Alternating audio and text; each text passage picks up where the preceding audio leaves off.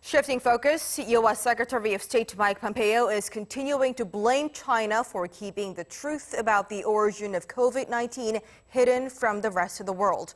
And the Chinese Foreign Ministry refuted Pompeo and his comments and said Beijing is opposed to a U.S. investigation being held for domestic political reasons.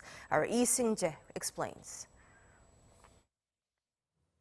Speaking at a press conference in Washington on Wednesday, U.S. Secretary of State Mike Pompeo reaffirmed the U.S. has significant evidence the COVID-19 virus originated from a certain laboratory in the Chinese city of Wuhan. We don't have certainty, and there is significant evidence that this came from the laboratory. Those statements can both be true. Two laboratories were researching coronavirus in Wuhan, the epicenter of the outbreak, before the pandemic started. The theory that COVID-19 might have come from there was given further traction last week when President Trump suggested he was confident the Wuhan Institute of Virology was the origin.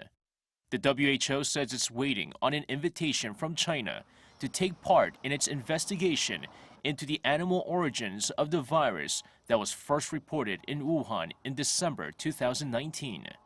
However, Beijing's UN ambassador in Geneva says Beijing's top priority is first beating the pandemic, then countering what he called an absurd and ridiculous accusation from the U.S. The Chinese Foreign Ministry also accused Washington of engaging what it called political manipulation. We are opposed to individual politicians in the United States conducting investigations based on the presumption of guilt on China for domestic political reasons. We are opposed to using the epidemic to engage in political manipulation. Beijing says President Trump and Pompeo's allegations about the source of the virus are simply them trying to shift responsibility over their failed response to the outbreak in the U.S. Seung-jae, Arirang News.